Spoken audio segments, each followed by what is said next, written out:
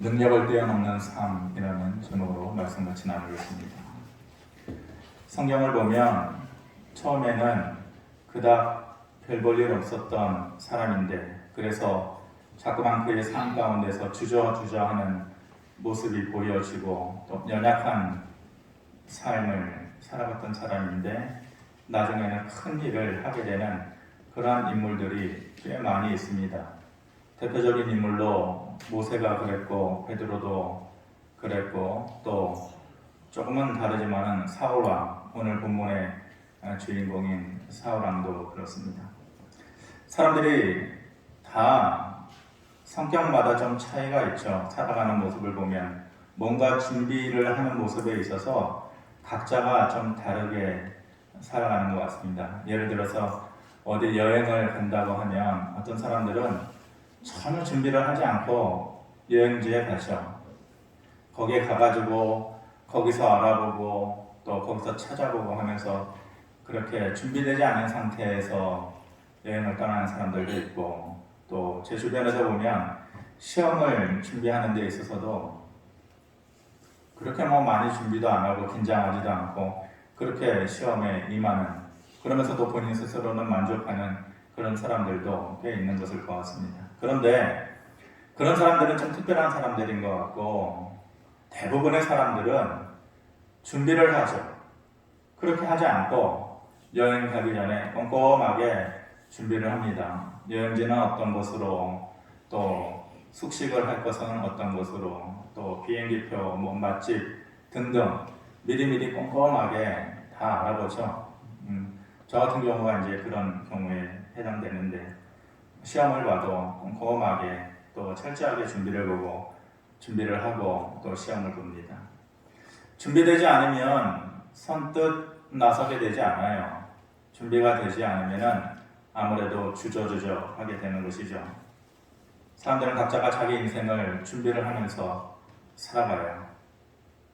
정말로 애타는 마음으로, 진심 어린 마음으로 준비를 하죠. 돈을 준비하고 혹은 주변에 좀 잘 나가는 사람들 있으면 그런 사람들을 만들어 놓으려고 그런 것을 준비를 하고, 어떤 사람들은 지식을 준비하고 환경적인 모습을 준비를 하고 그렇습니다. 그런데 그런 준비가 쉽지가 않잖아요. 돈을 준비한다라는 거, 내 주변에 그런 사람들을 포진시켜 놓는다라는 거, 환경을 준비한다라는 거, 내 마음대로 되지가 않아요. 그러니까 준비가 되지 않은 상태가 되니까 주저하게 되는 거죠. 나서지 않게 되는 것이죠. 그러면서 자꾸만 자기 모습이 작아지게 되는 것이에요. 모니터를 조금만 올려주시기 바랍니다. 모세가 그런 인물이었지요. 80세가 된 모세, 한없이 작은 그런 모습이었습니다. 그냥 광야에서 가축치는 그냥 별 볼 일 없었던 한 노인네가 된 것이죠. 꿈도 없는 거죠. 그 정도 되면은 꿈이 없어요. 그리고 자기 자신을 살펴보면 뭔가를 새롭게 이룰 만한 힘도 없어요.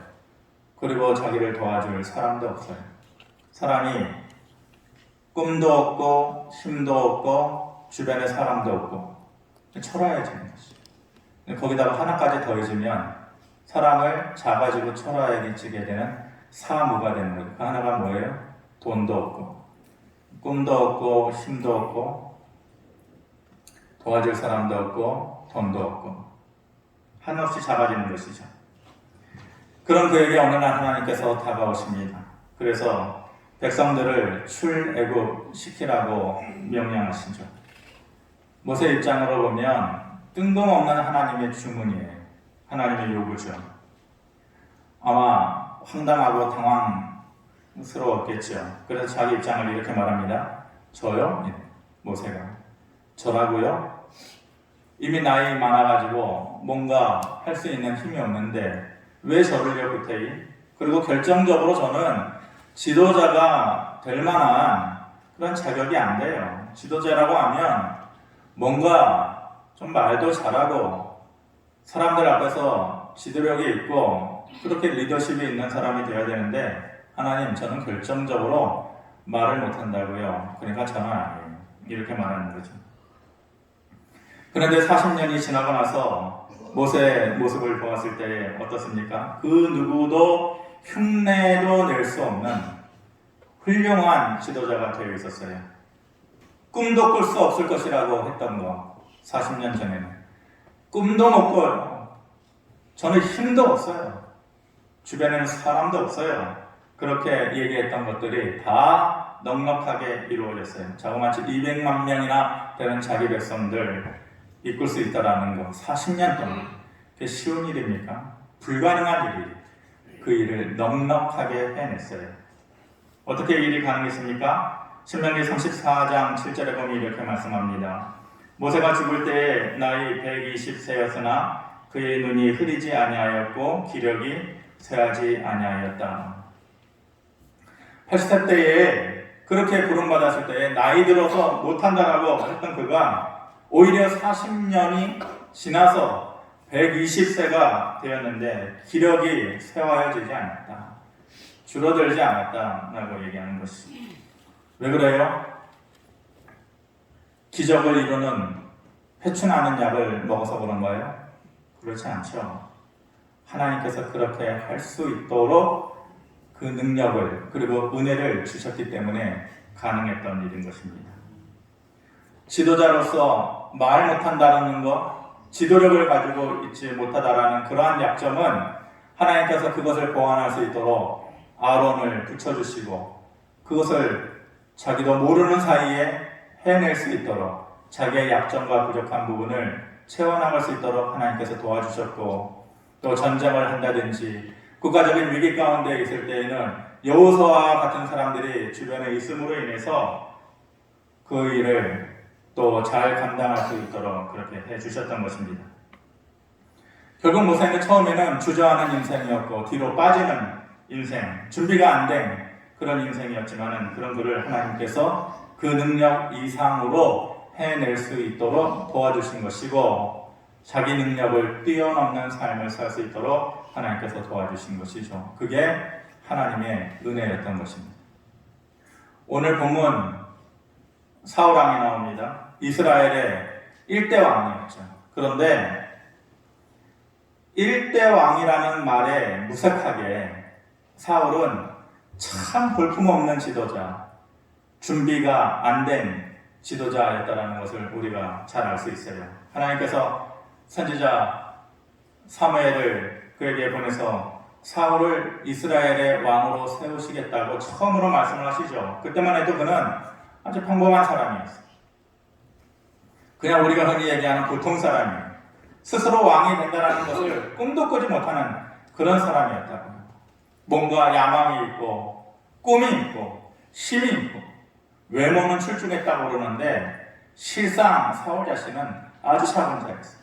그 삶과 그의 마음이 그런 자였단 말이에요. 하나님께서 그런 명령을 하시자 명령을 바꿔서 왕을 뽑기 위해 각 지파별로 1000명씩 나오라고요. 1000명씩. 그러니까 얼마나 많은 사람이 나오는가? 각 지파별로 1000명씩 나와라. 그 사이에서 뽑고 뽑아가지고 왕을 선택하려고 하는데 아주 작은 베냐민 지파가 선택이 되어지죠. 그 베냐민 지파 가운데서도 사울이 속한 누구예요? 기스의 집안. 그것이 선택이 되어지고 기스의 집안에서 사울이 왕으로 선택이 되어집니다. 사람들이 궁금했죠. 도대체 누굴까? 도대체 누가 이스라엘의 1대 왕이 될까? 우리도 주변의 다른 나라들처럼 왕이 좀 있어서 보란듯하게 지도자가 좀 있고 그렇게 힘 있는 나라가 되기를 우리가 간절히 원했는데 그건 하나님의 뜻이 아니었지만 그들의 욕심이었지만 어찌되었건 처음으로 하나님께서 허락을 하셔서 1대 왕이 선출되어지는 그 순간이니까 사람들이 궁금했던 것이에요. 어딨어? 그런데 찾을 수가 없어요. 사울 왕이 숨어 있는 것이죠. 그래서 물어보니까 뭐라고 그럽니까? 사무엘상 10장 22절에 그러므로 그들이 또 여호와께 묻되 그 사람이 여기 왔나이까? 여호와께서 대답하시되 그가 진보다리들 사이에 숨었느니라 하셨더라. 그러니까 어떻게 보면 이것이 겸손의 모습일 수도 있지만 사울 자신이 자기를 돌아보았을 때 두려운 거예요. 준비 안 된 자기 자신이 어떻게 감히 3대, 5대, 7대도 아니고 제일 처음으로 만드는 이스라엘의 1대 왕이 되겠는가? 왕정시대로 돌입하는 처음 문을 여는 어떻게 그런 자격이 자기가 갖출 수 있는가? 도저히 자기 자신도 이해가 안 되고 두려운 것이죠. 두렵기도 하고 준비가 안 돼서 주저하던 사울의 모습인 것입니다. 그리고 그가 왕이 된 것을 다 기뻐하지 않아요. 27절에 보면 어떤 사람들이 그렇게 얘기해요. 저런 사람은 어떻게 우리의 왕? 어떻게 저런 사람을 통해서 우리를 구원하시겠다고 하는 거야? 불만을 가진 사람들이 많이 있었다라는 것이 아니에요. 결론적으로 초라한 지도자였다라는 것이죠. 준비가 안 돼. 그런데 그런 거를 하나님께서 어떻게 만들어 놓으셨어요? 제가 말씀드리려고 하는 핵심 요지는 사울이라는 사람이 하나님 앞에서 인정받는 사람이 되었다. 하나님께서 그의 삶을 형통하게 해주셨다. 그 말씀을 드리려는 게 아니에요. 왜냐하면 우리가 잘 알고 있듯이 사울은 하나님께 버림받은 사람이에요. 그리고 오히려 하나님의 기억 속에서 지워진 사람이잖아요. 말씀드리려고 하는 것은 그와 같은 사람인데도 하나님께서 기억에서 지우시고 또 버렸던 사람임에도 불구하고 한때 하나님께서 그를 붙잡아 주시고 또 기억해 주시고 또 하나님께서 선택해 주시니까 그런 하나님의 은혜를 받아서 능력을 뛰어넘는 삶을 살 수 있었다는 것. 그렇다면 우리는 어떤가? 저와 여러분들은 하나님께 버림받은 사람입니까? 하나님의 기억 속에서 지워진 사람입니까? 사울처럼? 하다못해 사울과 같은 자라도 하나님께서 그 손에 붙잡아 주셔서 그의 인생을 한때는 변화시켜 주셨는데 우리와 같은 자를 하나님께서 기억에서 지우시겠는가? 버리시겠는가? 이 말씀인 것입니다. 하나님의 은혜를 받아서 사울 역시 능력을 뛰어넘는 삶을 살았던 사람입니다. 어떤 삶을 살았습니까? 첫째로는 사울 자신이 완전히 새 사람이 되었다는 것이죠.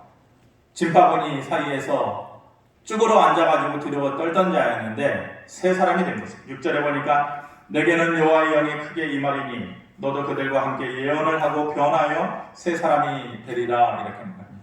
핵심은 이거예요. 변하여 새 사람이 된다. 여호와의 영이 그에게 임할 때에 그가 변하여 새 사람이 된다.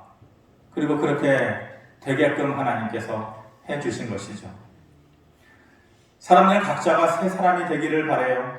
새 인생 되기를 바라요. 그런데 되지 않아요. 몸부림치고 발버둥 쳐도 그렇게 될 수가 없어요. 환경이 그렇게 만들어지지 않아요. 나에게 그런 힘이 없어요. 그걸 도와줄 사람이 없어요. 그러니까 그게 안 되는 거예요. 새 사람이 된다는 거 다짐만으로 안 되고 결심만으로 안 되는 것이잖아요. 그런데 9절을 보니까 하나님께서 그를 새 사람으로 만들어주기 위한 또 하나의 조건이 있었는데 뭐냐? 그에게 새 마음을 주셔서 그래요. 새 사람이 되기 위해서는 새 마음이 있어야 돼요. 그러니까 공식이 이렇게 이루어지는 것이죠. 하나님의 영이 그에게 임하고 그에게 새 마음이 들어갈 때에 결과적으로 그 사람이 새 사람이 될 수 있는 거예요. 우리의 인생도 마찬가지. 그것이 믿음과 신앙의 공식이에요. 하나님의 영이 우리에게 임하여 하나님의 은혜가 우리에게 먼저 채워져야 돼요. 우리 안에 새 마음이 준비되어야 돼요. 내가 스스로 만드는 것일 수도 있지만 하나님께서 소망처럼 부어주시는 새 마음이 우리에게 있어야 돼요.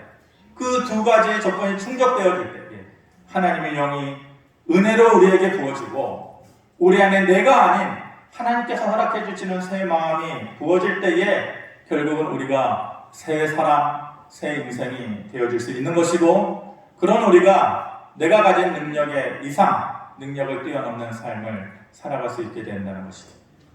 두 번째로 그 인생이 어떤 삶으로 변했습니까? 전에 없던 능력을 하나님께서 그에게 주셨습니다. 10절 말씀인데 우리 한번 같이 읽어보겠습니다. 시작. 그들이 산에 이를 때에 선지자의 무리가 그를 영접하고 하나님의 영이 사울에게 크게 임함으로 그가 그들 중에서 예언을 하니. 하나님의 영이 크게 사울에게 임할 때에 그들 중에서 다른 선지자들과 같이 예언을 하였다. 그렇게 말합니다. 11장 5절을 보면 그가 왕이 되었어요. 왕이 되었다라고 해서 그의 인생이 특별히 달라진 게 없었어요. 왜냐하면 11장 5절을 보면 그가 소를 몰고 오더니 이렇게 표현하고 있거든요. 왕이 된 이유지만 여전히 목동이었어요. 그의 삶에 크게 변화가 없었다는 것이에요. 전에 없던 능력을 그런데 하나님께서 그에게 주신 것이에요.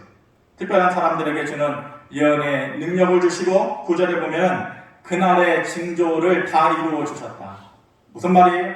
하나님께서 약속하여 주셨던 말씀, 해 주시겠다라고 보여주시겠다라고 하는 것들을 하나님께서 다 이루어 주셨다라는 것이에요. 전에 어떤 능력, 전에 경험하지 못했던 삶의 모습들이, 여러분, 우리가 결심을 하고 또 애를 쓰고 그런다고 해서 우리에게 우리의 삶이 그렇게 확 바뀝니까? 그렇게 달라집니까? 아니에요. 하나님께서 여호와의 영을 부어주시고 그리고 전에 없던 능력을 우리에게 주실 때에 그것이 가능한 일이지, 내 스스로 만들어내는 삶의 모습이라는 것은 한계가 있는 것입니다. 그런데 사울의 모습이 그렇게 달라졌어요. 전에 없었던 하나님의 능력을 그의 삶 가운데서 보여주는 그런 삶이 되었다는 것이죠. 세 번째로 사람들 앞에서 당당한 자가 되게끔 해주셨어요. 당당한 자가 아니었잖아요. 피하고 숨던 자였잖아요. 14장 47절에 보면 그가 했던 행적들의 모습을 보여줍니다. 사울이 이스라엘 왕위에 오른 후에 사방에 있는 모든 대적 곧 모압과 암몬 자손과 에돔과 소바의 왕들과 블레셋 사람들 쳤는데 향하는 곳마다 이겼다. 이렇게 말합니다. 겁쟁이 사울이죠. 두려워 떨던 사울이죠. 그의 인생 가운데에서 이런 전쟁의 승리를 꿈이라도 꿨을 것 같아요. 내가 앞으로 왕이 되고 전쟁에 나아가서 싸우게 될 때에 모압 군대를, 암몬 군대를, 에돔 사람들을, 블레셋 사람들을, 그리고 그 뒤에 보면 아말렉 사람들을 쳐서, 아말렉 사람들이 누구예요? 이스라엘 사람들이 가나안 땅에 들어가기 전에 가데스 바네아에 진을 치고 있으면서 그 땅에 정탐꾼 보낼 때에 그 땅에 들어가지 못하겠다고 주저앉고 절망하고 실패하고, 그래서 40년 동안 꼬박 광야를 돌 수밖에 없었던 그 한 가지 이유가 뭐예요? 그 땅에 있는 사람들이 너무 커. 그 사람들은 전쟁에 능한 사람이야. 우리는 그들 앞에서 메뚜기와 같아. 그래서 그들이 주저앉고 믿음 없는 말을 해서 하나님께 징계를 받은 것 아니에요? 그 사람들이 누구예요? 아말렉 사람. 그리고 안악자손들, 아말렉 사람. 하나님께서 그들에게 두려움의 대상이 되게끔 하셨는데, 오히려 사울이라면 그들 앞에서 더 쪼그라들어야 되죠. 더 작아져야 되죠. 그런데 그들을 쳐서 모압과 암몬과 에돔과 블레셋과 그리고 나머지 가나안 사람들과 그리고 아말렉 사람들을 쳐서 향하는 곳마다 이기게 되는 그의 삶. 하나님께서 그의 삶을 그렇게 달라지게, 변화되게 하셨다는 것이에요. 그런 모습을 보고 사람들이 뭐라고 얘기했는지 아세요? 10장 11절에 보면 전에 사울을 알던 모든 사람들이 사울의 선지자들과 함께 예언을 보고 서로 이르되 기스의 아들에게 무슨 일이 일어났느냐? 사울도 선지자들 중에 있느냐? 이렇게 말했다라는 것이죠. 우리식대로 얘기하면, 야, 쟤 사울 아니야? 기스의 집안 아니야? 우리식대로 얘기하면 저기 박씨 아저씨 아들 아니야? 이런 말이에요. 제가 그렇게 뒤에서 주저앉아서 떨고 앞에 나서지 못하던 애 아니야? 그렇게 아버지의 부끄러움의 대상이었던 애 아니야? 근데 제가 어떻게 저렇게 변했어? 어떻게 저런 큰일을 했어? 그의 삶이 달라지고 하나님께서 능력을 주셔서 사람들로부터 인정받는 삶이 되게끔 하셨다는 것이에요. 하나님의 도우심으로 자기의 능력을 뛰어넘는 그런 삶을 살 수 있었다는 것이죠. 지지난주에 제가 이런 말씀드렸죠. 인간적으로 자랑할 것이 많았던 바울을 얘기했습니다. 그런데 바울 자신은 그 자랑할 것이 많은 그의 삶의 요건들을 배설물처럼 똥처럼 여겼다고 그랬어요. 오직 십자가만 자랑하는 자기 자신의 모습에 대해서 얘기했죠. 그에 비하면은, 바울의 삶의 모습에 비하면은 베드로는 참 자랑할 것이 없는 거예요. 바울은 자랑할 것이 널려 있어요. 근데 베드로는 바울 앞에 서 있을 때에 무슨 마음이 혹시 들었을까? 인간적으로 만약 그가 성령 충만하지 않았다면 인간적으로 너무 작아지지 않았겠어요? 바울은 박사학위가 6개, 그리고 로마 시민권이 있대. 가말리엘의 문화상이고, 그리고 누구라도 인정해주는 사람이에요. 그런데 베드로 자신은 뭐예요? 어부예요. 그 당시에 가장 하층민 계급에 있었던 사람이에요. 성격 또한 까칠해요. 그리고 하는 일마다 급하게 일을 쳐서 일을 그르치는 실수가 많은 사람이에요. 결과적으로 그러나 예수 그리스도를 배신하는 낙인 찍힌 사람이에요. 바울과 베드로를 비교한다고요? 그게 말이나 되는 말입니다. 바울하고 베드로는 인간적인 눈으로 보면 비교 대상이 될 수 없어요.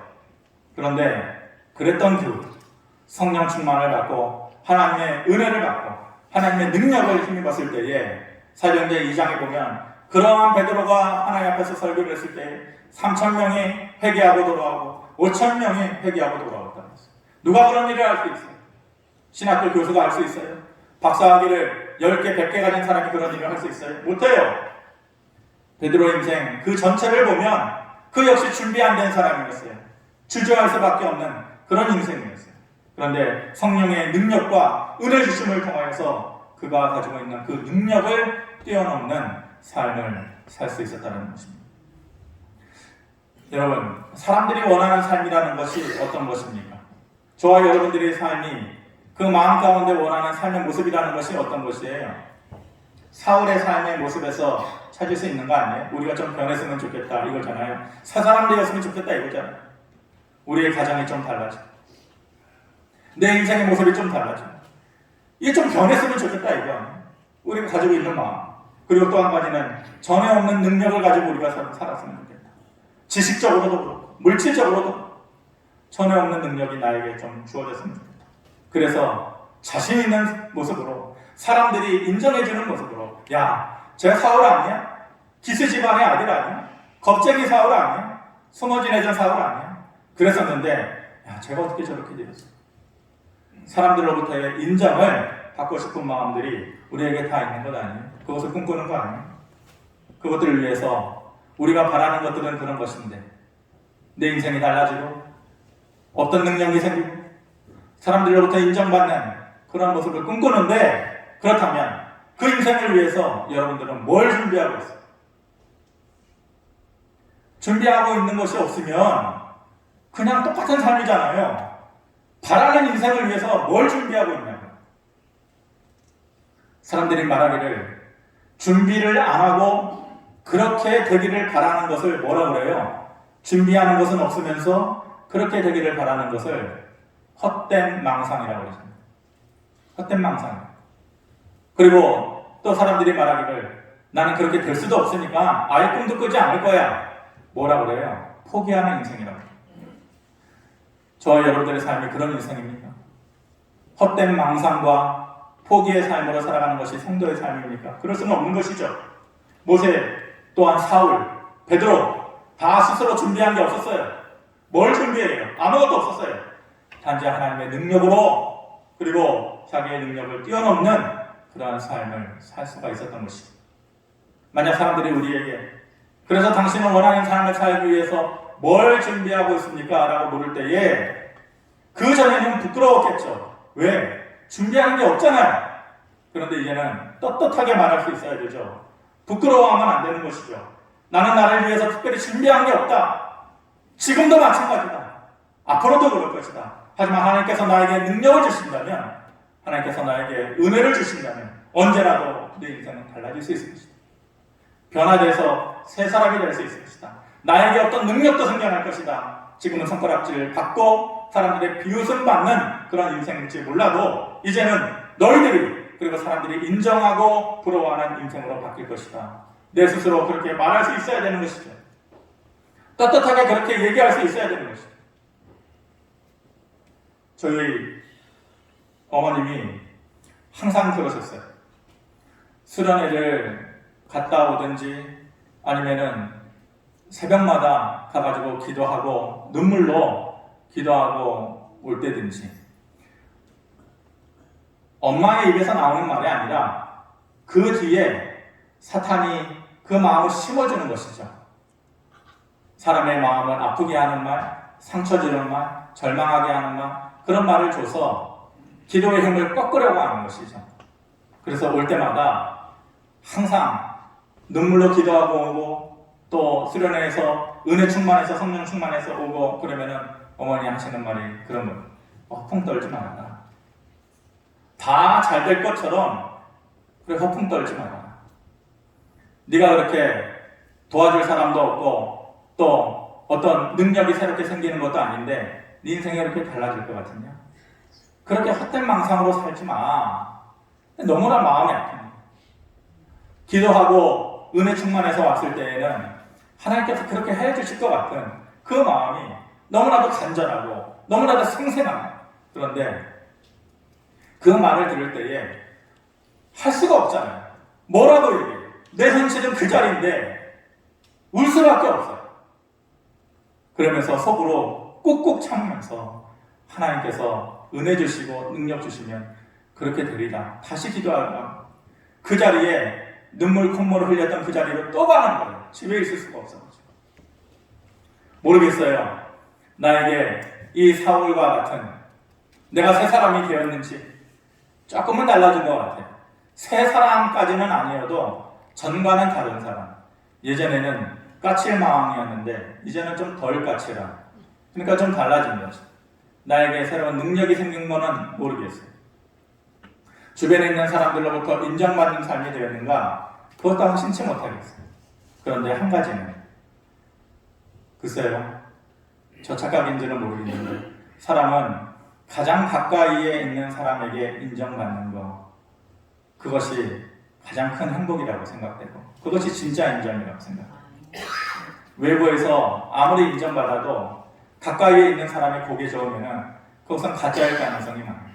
저는 제가 살면서 사울이 마지막 사람들로부터 인정받는 삶, 가까이에부터 인정받는 삶, 아이들의 모습은 모르죠. 아이들은 그런다고 하고서 속마음이 있을지 모르겠지만 제 아내만큼은 인정해주고 격려해주고 박수 쳐주고 제 스스로의 위안이 아니라 저는 그것이 이룬 것 같아요. 하나님께서 그것을 이루어주신 것 같아요. 사울의 인생이라는 거 별 볼 일 없는 인생이었어요. 숨어 지내고 싶고 드러내놓고 그렇게 살지 못하는 주저하는 그런 인생이었는데 하나님께서 그가 부족했던 그 모든 것들을 하나씩 하나씩 그 반대의 모습으로 다 바꾸어 놓으셨어요. 하나님의 은혜와 하나님의 능력만이 그렇게 할 수 있는 것이죠. 말씀을 정리하겠습니다. 길거리에 보면 길거리에 세워진 그 광고용 풍선 있잖아요. 기둥처럼 세워져 가지고 이렇게 팔, 다리 흐느적 거리는 거 바람 안에 넣으면은 어떤 내용인지 아시겠죠? 그걸 보면서 성도의 삶이라는 것이 저런 것과 같다라는 생각을 하게 됩니다. 바람을 불어넣었을 때는 팽팽하고 생동감 있죠. 팔도 이리저리 움직이면서 그러면서 뭐가 있는지 다 사람들에게 알려주는 거죠. 저기 가면 고깃집 있고 저기 가면 정육점 있고 행사장이 이쪽이고 이런 거 이거 다 알려주는 역할을 하는 것이잖아요. 근데 바람을 다 빼버리면은 흐느적거리게 돼요. 근데 제가 그거를 한번 맡아가지고 전에 사역하던 곳에서 그 일을 했었는데 바람을 빼면 그냥 한없이 아무것도 아닌 구겨진 인생, 구겨진 모습으로 그냥 구석대기에 놓여진 그런 모습이 될 수밖에 없는 것이죠. 그래서 제가 성도의 삶이라는 게 바로 그런 것 같다라는 생각을 하게 돼요. 우리에게 성령의 바람이 들어오지 않으면 하나님께서 어느 땐가 하나님의 능력을 우리에게 부어주시지 않으면 우리의 인생이라는 것이 구겨진 인생. 그리고 그것이 구겨지면 그 자체가 뭘 말하려는지 몰라요. 그 광고용 풍선이 정육점 말하는 것인지 행사장 말하는 것이 감추어져 있어요. 구겨져 있고 감추어져 있는 인생. 우리의 인생 자체가 나는 어떤 인생이야 라는 것이 표출되지 못하는 한 인간으로 살면서 드러나지 못하는 그런 인생이라는 생동감 없고, 그런데 거기에 하나님께서 하나님의 때에 하나님의 성령의 바람을 부어 넣어주시면 그것이 생동감 있게 다시 한번 커지는 것이죠. 그러면서 내 인생은 이거야 라는 것이 드러나는 것이죠. 표출되어지는 것이죠. 감춰져 있고 부끄럽고 작았던 것인데 하나님께서 그 인생을 다시 한번 생명력 있게 하시고 내 인생은 이런 거야 라는 것을 사람들 앞에서 나타낼 수 있도록 그렇게 해주시는 것입니다. 비로소 그때서야 우리는 하나님의 사람으로 하나님께 영광 돌릴 수 있는 그러한 존재로 살아갈 수가 있는 것입니다. 하나님의 은혜가 아니면은 이루어질 수 없는 것. 저와 여러분들의 삶이라는 것이 내 능력이 아니요 그러한 하나님의 은혜가 있어야만 되는 것이에요. 그렇기 때문에 그 하나님의 이름을 기억하여 그리고 그 하나님의 이름을 부르고 눈물로 간구할 수 있어야 그것이 이루어지는 것입니다. 그래서 새 사람이 되고 새 인생이 되고 그전에는 없었던 나에게 꿈꾸지 못했던 능력들이 생겨나게 되고 결국은 이 사람 저 사람이 입술로 내 삶을 인정해주고 또 부러워할 수 있는 그런 삶이 우리가 되어지기를 바랍니다. 그런 삶이 되어졌을 때에 마지막으로 이런 삶을 하나님 만들어 주셨군요. 이런 삶을 하나님께서 나에게 주셨군요. 라고 하나님께 영광을 돌릴 수 있는 그런 인생과 그리고 여러분들의 가정이 되어지기를 주님의 이름으로 축원합니다. 고마우신 아버지 하나님, 바람 빠진 고무풍선처럼 행여 우리가 그렇게 살고 있지 않습니까? 구겨져 있어서 도대체 너의 인생이 뭘 말하라는 거야? 너는 어떤 인생이야? 라는 것이 늘 감춰져 있고 그래서 사람들로부터 알려지지 아니하고 초라하고 작아지게 살아갔던 우리의 모습 아닙니까? 아버지 하나님, 나 스스로 그 쭈그려져 있었던 풍선을 이렇게 세울 수가 없습니다. 내 힘으로는 안 됩니다. 하나님께서 성령의 능력과 성령의 바람을 우리에게 부어주심으로 인해서 그 은혜를 주심으로 인해서 우리는 능력을 뛰어넘는 삶을 살 수 있게 될 것을 믿습니다. 아버지 하나님, 연약한 저희들 긍휼히 여겨주시옵시고 모두가 우리의 가진 능력 이상의 것을 살아갈 수 있도록 은혜를 더하여 주시옵소서. 감사드리며 예수 그리스도의 이름으로 기도하옵나이다. 아멘. 준비하신 예물을 드리겠습니다.